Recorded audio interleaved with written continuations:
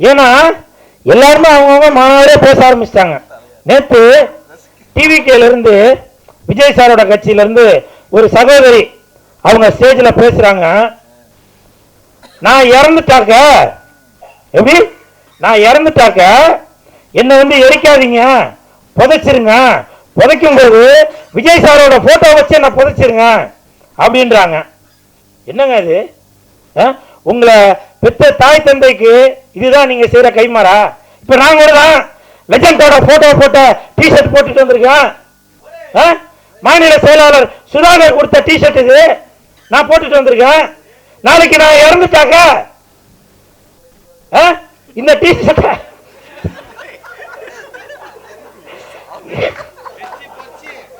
ஏவா பாலா, நீ ஒரு 10 நிமிஷம் வெளியில இருக்கியா?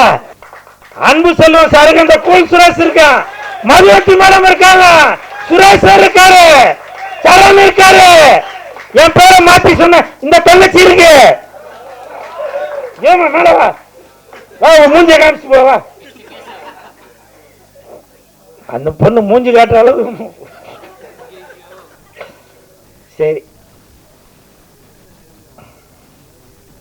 இன்று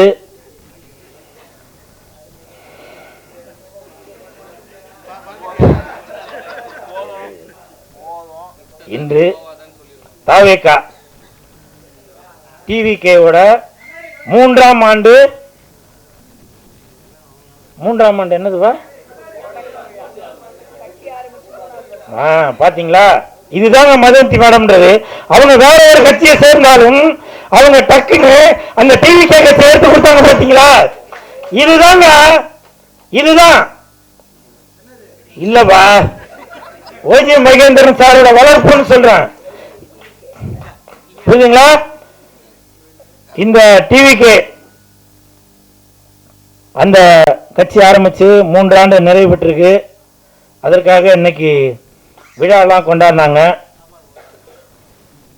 விஜய் சாருக்கு என் மனமார்ந்த வாழ்த்துக்கள்.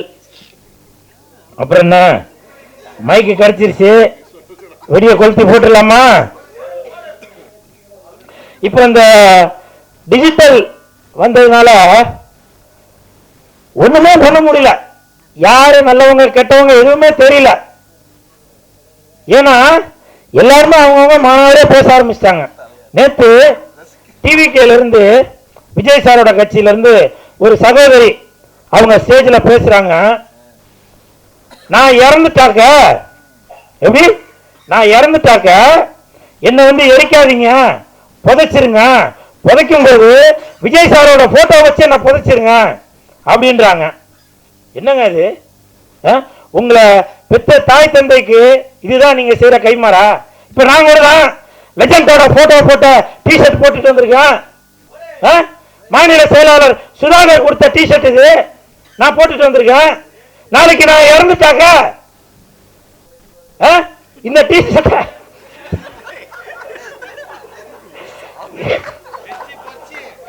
ஏவா பாலா, நீ ஒரு 10 நிமிஷம் வெளியில இருக்கியா? கண்டென்ட் கெடுக்கிறதுல இருக்கிறேன் சார். படத்தை பத்தி தான் சார் சொல்றேன். இது லாஸ்ட் நைட் சார்.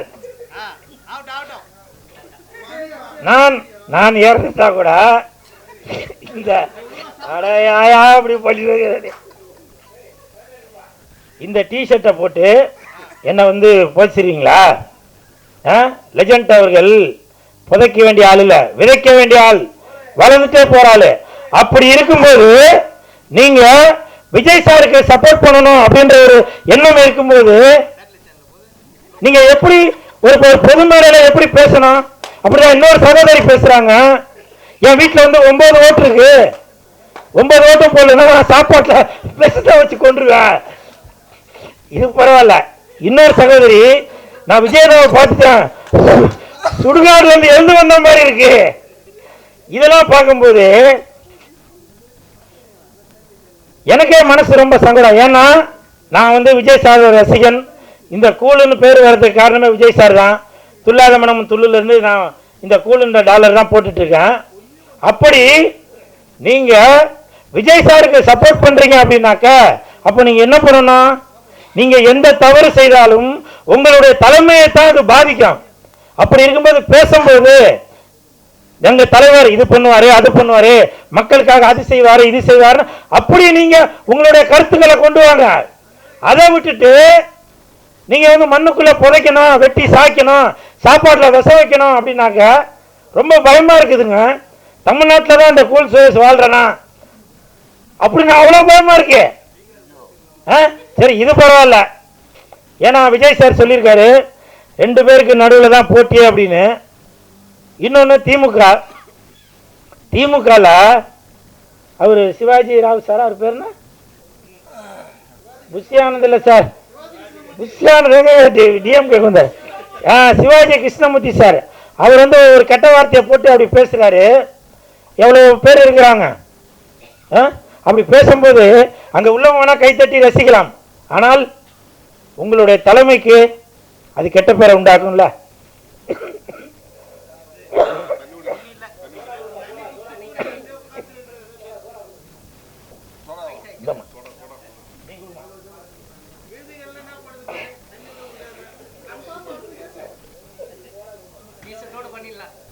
அப்போ நீங்க பேசுறது அந்த தலைமையில் உள்ளவங்களுக்கு அது கெட்ட பேரை உண்டாக்கும்ல. நிறைய பேர் இங்க நான் பேசுறத சிரிச்சு என்ன டைவர்ட் பண்ணிட்டாங்க. ஆனா இது சிரிக்க வேண்டிய விஷயம் இல்ல, சிந்திக்க வேண்டிய விஷயம். அந்த சிவாஜி கிருஷ்ணமூர்த்தி சார், நான் எந்த கட்சியும் சேர்ந்தவர் இல்ல, ஆனால் பொது மேடையில நீங்க ஏதாவது வார்த்தையை விட்டுட்டீங்கன்னாக்க அது வந்து தலைமைக்கு தான் அது பாதிப்பை உண்டாக்குது. அதை நான் இந்த லாஸ்ட் நைட் படத்துல நான் வந்து இந்த ஆடியோ ரிலீஸ் ஃபங்க்ஷன்ல இதை நான் வந்து உறுதிப்படுத்தணும் அப்படின்றதுக்காக சொல்ல வரேன். நீங்க செய்யற தவறு உங்க தலைமையை பாதிக்காத மாதிரி பாருங்க. அதே மாதிரி சாட்டை துரைமுருகன் அவர்கள், அவரும் அப்படித்தான், அவர் பாட்டுக்கா பேசிட்டு போறாரு. தம்பி சாட்டை துரைமுருகன் அவர்களே, என் உடன்பிறவா சகோதரன் அவர்களே, நீங்க அண்ணன் சீமான் அவர்களே சொல்லியிருக்காங்க, நமக்கும் தம்பி விஜய் அவர்களுக்கும் எந்த ஒரு கருத்து வேறுபாடு இல்லை, அதை விட்டுருவோம், இனிமேல் மக்களுக்காக என்ன செய்யலாம் அதை நம்ம கான்சன்ட்ரேட் பண்ணுவோம் அப்படின்னு சொல்லிட்டாரு. அதனால தயவு செஞ்சு தலைமை என்ன சொல்றாங்களோ அதை கடைபிடிங்க. உங்களுடைய தலைவர் முதலமைச்சர் ஆகணும் அப்படின்னு நினைக்கிறீங்கல்ல, அப்ப அதற்காக நீங்க என்ன பாடுபடணுமோ அதை செய்யுங்க. அதை விட்டுட்டு அடுத்தவங்களை திட்டுறதுனால ஓட்டு விழுந்துரும் அப்படின்னு நினைக்காதீங்க. உங்களுடைய தலைவர் மக்களுக்கு என்ன செய்ய போறாங்க, என்ன நன்மைகள் செய்ய போறாங்க, நீங்க அவங்களுக்கு எவ்வளவு ஓட்டு வாங்கி தர போறீங்க அப்படின்றத பத்தி சொல்லுங்க. இப்படி இருக்கும்போது தமிழ்நாட்டில் வாழணுமா அப்படின்னு எனக்கே ரொம்ப ஒரு அச்சமா இருக்கு. 6 வயசு 7 வயசு தாங்க இருக்கான் ஒரு சின்ன பையன். அந்த தம்பி மைக் எடுத்துட்டு பொதுமக்கள்கிட்ட போய் மைக் எடுத்து போய் நீட்டான், கையில 4 போட்டோ வச்சுட்டு, எடப்பாடி ஐயா, முதலமைச்சர் மு.க. ஸ்டாலின் ஐயா, சீமான் அண்ணன், விஜய் சார், இவங்க போட்டோ காமிச்சு இதுக்கு நீங்க யாருக்கு ஓட்டு போட போறீங்க? இவ்வளவு கேவலமாக ஆயிப்போச்சு. அந்த தம்பிக்கு 6வது படிக்கிற தம்பிக்கு மூக்கு சிந்தா கூட தெரியாது. அவன் கையில ஒரு மைக்கை கொடுத்து அரசியல வந்து இதுல நீங்க யாருக்கு ஓட்டு போட போறீ சொல்றீங்களா? இது சின்ன பிள்ளைத்தனமா இல்லையா? வெளிநாட்டுக்காரங்க நம்மளை பார்த்து என்ன நினைப்பாங்க? இந்தியனா இருக்கும்போது பெருமைப்படணும்னு நினைக்கிறாங்க. இப்படி சோசியல் மீடியா வந்ததுனால இவ்வளவு ஒரு தரங்கட்டா இருக்கிறது. நானே சில நேரத்தில் யோசிப்பேன், அப்ப நம்ம தமிழ்நாட்டில் தான் இருக்கணுமா?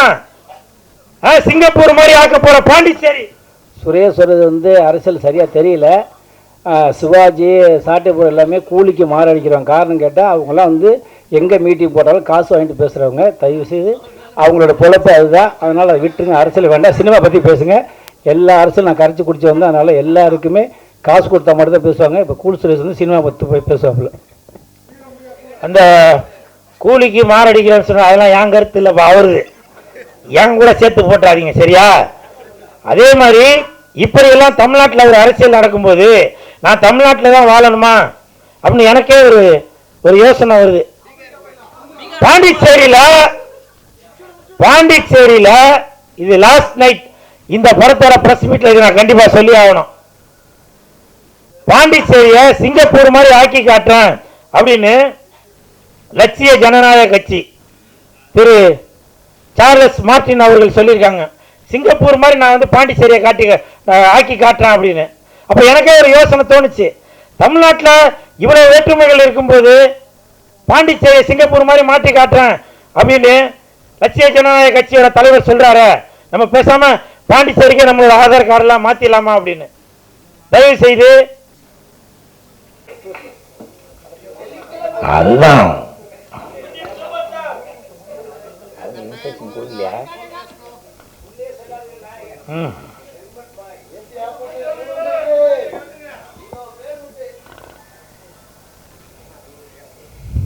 மேடையில் அமர்ந்திருக்கும் அனைவருக்கும் வணக்கம்.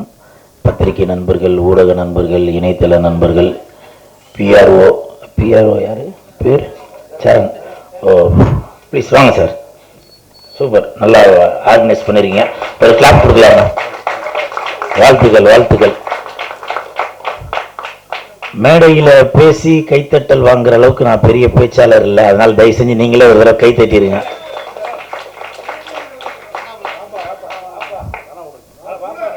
போங்க போங்க.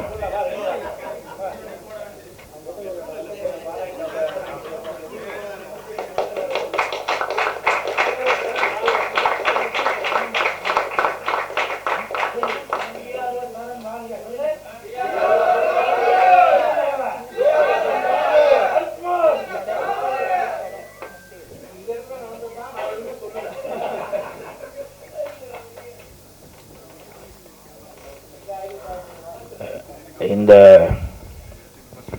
திரைப்படம் இங்கிலீஷில் எழுதியிருக்கிறதுனால எனக்கு படிக்க தெரியல. அப்போ நான் பிஆர்ஓ கிட்ட தான் கேட்டேன், சார் இங்கிலீஷில் பேர் போட்டிருக்கேன் சார், இங்கிலீஷ் படமா அப்படின்னா. இல்லை சார் இது தமிழ் படம் தான், ஆனால் இங்கிலீஷ் டைட்டில் மாதிரி இருக்குது அப்படின்னு சொல்லி சொன்னார். படம் பேர் என்ன அப்படின்னு கேட்டால் ஃபர்ஸ்ட் நைட்டுன்ட்டார். சார் என்ன சார் ஃபர்ஸ்ட் நைட்டுன்னு ஒரு படமா? சார் ஃபர்ஸ்ட் இல்லை சார், லாஸ்ட் நைட். அந்த நேரம் அவர் சிக்னல் சரியாக கிடைக்கல போல. அப்போ தான் எனக்கு அவரோட ஃபீலிங் தெரிஞ்சுது. ஓ சார் வந்து ஏதோ ஒரு பாதிக்கப்பட்டிருக்காரு போல அப்படின்னு. அதுக்கப்புறம் நான் மறுபடியும் கேட்டேன், சார் சரியாக காதில் கேட்கல சார் அப்படின்னு. அப்போ அவர் சொன்னார் லாஸ்ட் நைட் அப்படின்னாரு. நல்ல வேலை நான் ஏதோ, ஏன்னா இப்போ நிறையா பேர் கூல் சுரேஷ் வந்து வேறு மாதிரியே எல்லாம் இது பண்ணிகிட்டு இருக்கீங்கல்ல, அதனால் நான் அதுவும் ஃபஸ்ட் நைட்டுக்கு இப்போ இதுக்கு வந்திருக்கேன் போல் அப்படின்னு எதுவும் தவறாக எதுவும் ப்ரொமோட் பண்ணிடக்கூடாதுன்றதுக்காக நான் படத்தோட பேர் கேட்டேன். அப்போ லாஸ்ட் நைட், அதாவது இழந்த இரவுகள் அப்படின்னு தான் அதுக்கு அர்த்தம்னு நினைக்கிறேன்.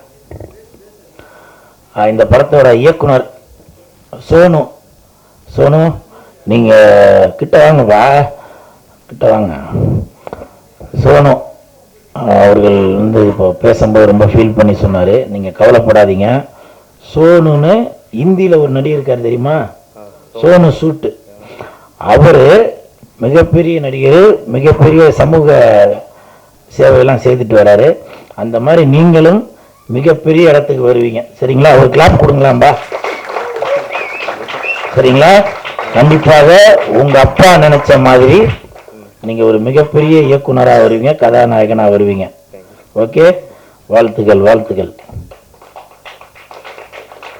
அதே மாதிரி இங்கே உள்ளே வந்தவொன்னே சொன்னார், சார் கூல் சுரேஷ் சார் இந்த லாஸ்ட் நைட் அந்த படத்தோட செகண்ட் பார்ட்டில் நீங்கள் தான் சார் ஹீரோ அப்படின்னு வெளியில் வந்தவொடனே சொல்லிட்டாரு. எனக்கு வந்து ரொம்ப சந்தோஷமாக இருந்துச்சு. இதுக்கு ஒரு கிளாப் பண்ணலாமா? ஒயிட் பெர்சல் அதுக்கு ஒன்று இருக்கா? ஸோ அதனால் கண்டிப்பாக இந்த படம் மிகப்பெரிய ஹிட் ஆகுறதுக்கு நான் உங்களுக்கு சப்போர்ட் பண்ணிட்டு தான் இருப்பேன். இன்னொரு முக்கியமான விஷயம் என்ன தெரியுங்களா, இந்த டீம் வந்து மலையாள டீம் சொல்லிட்டு இருக்காங்க. உண்மையிலேங்க மலையாள காத்து எல்லாம் இப்போ இங்கே தமிழ்நாட்டில் தான் அடிச்சிட்டு இருக்கு. தலைவர் தம்பி தலைமையில்ன்ற படம் மிகப்பெரிய ஹிட். அந்த படத்துக்கு நேற்று முந்தானால லீலா பேலஸ்ல பேச கம்மி பண்ணுங்கப்பா, மிகப்பெரிய ஹிட் ஆகி நேற்று முந்தானால லீலா பேலஸ்ல ஃபுல்லா அப்படி நல்லா அப்படிலாம் அப்படி இருந்திருக்காங்க.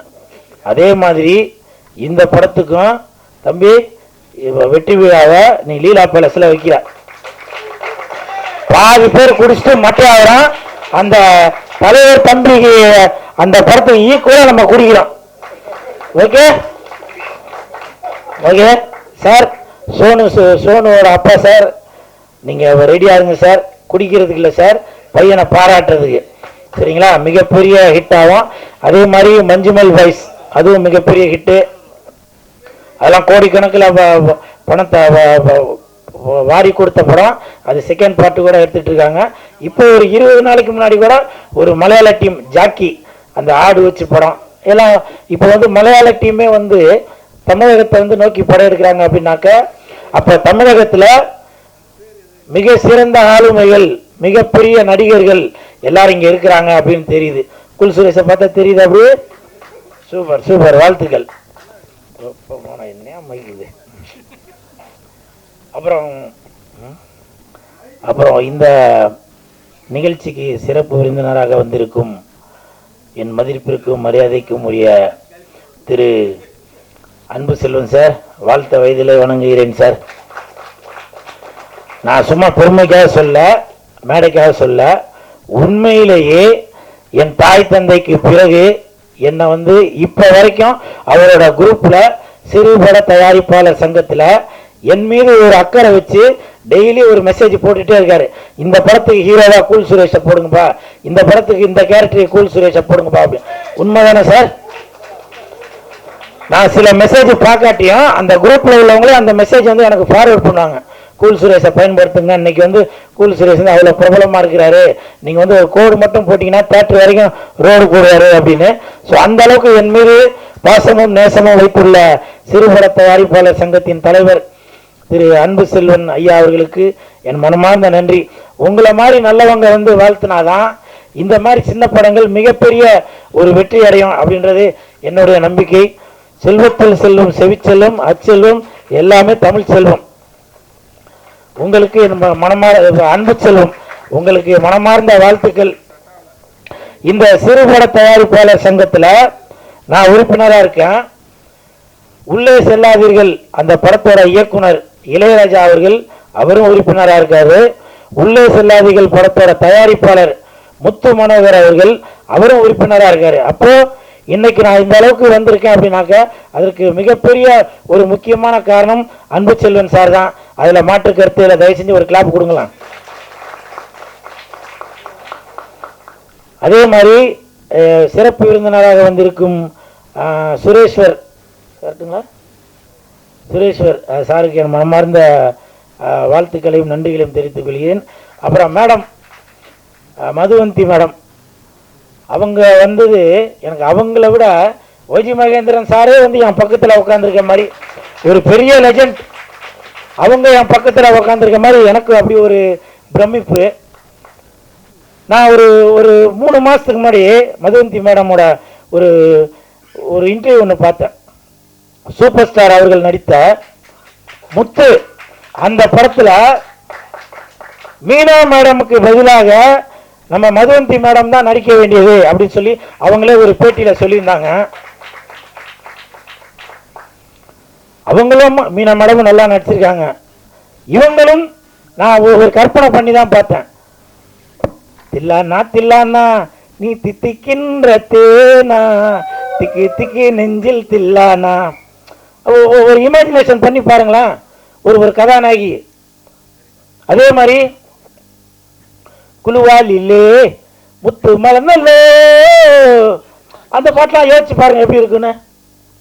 முத்த விடுங்க, எனக்கு தெரிஞ்சு அவங்க படையப்பா படத்தில் கூட மதுவந்தி மேடம் அவர்கள் படையப்பா படத்தில் கூட அவங்க சௌந்தர்யா மேடமுக்கு பதிலாக கூட நடிச்சிருக்கலாம். ஏன் படையப்பா படத்தில் வர நீலாம்பரிக்கு பதிலாக கூட நடிச்சிருக்கலாம். அவங்க மிகப்பெரிய ஒரு ஸ்டேஜ் பர்ஃபார்மர். நான் சில இதுல எல்லாம் பார்த்தேன். நான் அவங்க அந்த கண்ணுல எல்லாம் அப்படி பண்ணுவாங்க பாருங்க. அந்த நடனத்துக்கு பேர் எனக்கு தெரியல. அப்படியே அப்படி பண்ணுவாங்க. அப்படி சும்மா ஒரு பிரமிப்பா இருக்கும். அந்த நான் செல்போன்ல தான் பார்த்தேன். அதை மேடையில் பார்க்கறதுக்கான குறிப்பு எனக்கு கிடைக்கல. மேடம் அடுத்த நிகழ்ச்சிக்கு என்னை கூப்பிடுங்க மேடம், நான் கண்டிப்பாக வருவேன். நான் அப்படி கண்ணுல அப்படி பண்ணுவாங்க. அப்படி ஒரு பிரமிப்பா இருக்கும். அந்த கதகளி அந்த மாதிரி எல்லாம் பார்க்கும்போது எப்படி இருக்கும், அந்த மாதிரி ஒரு பிரமிப்பா இருக்கும். மின்சார கண்ணா என் மண்ணா அப்படி அப்படி அப்படி எப்படி இருக்கும். அந்த மாதிரி ஒரு பிரமிப்பு இருக்கும். அவங்க இந்த லாஸ்ட் நைட் இந்த படத்தை வாழ்த்த வந்ததுக்கு என் மனமார்ந்த நன்றிகளை தெரிவித்துக் கொள்கிறேன். அப்புறம் இந்த படத்தோட பிஆர் பேர் சார் சரண், ஏன்னா எனக்கு அன்பு செல்வன் சார் தான் சொன்னார் இந்த மாதிரி பிஆர் ஒருத்தர் பேசுவார் அப்படின்னு.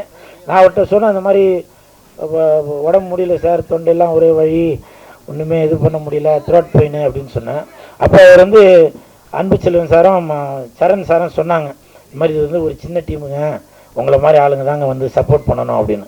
நான் அப்போதாங்க நினைச்சேன் பெரிய பெரிய படங்களுக்கு சப்போர்ட் பண்றதுக்கு மிஸ்கின் சார் இருக்காரு, வெற்றிமாறன் சார் இருக்காரு, விஜய் சேதுபதி இருக்காரு. சின்ன படங்களுக்கு அரசியல் சம்பந்தமாக பேசுறவங்க உங்களுடைய கட்சி தலைமை என்ன சொல்லுதோ அதை சரியாக பேசுங்க. ஏன்னா நீங்க பேசுவது உங்கள் கட்சி தலைமைக்கு அவப்பெயரை உண்டாக்க கூடாது அப்படின்றதுக்காக அந்த கருத்தை நான் சொல்றேன். மறுபடியும் சொல்றேன், கூலிக்கு மாரடிக்கிறேன்னு சொன்னது நான் அல்ல, அவரு. நன்றி, வணக்கம்.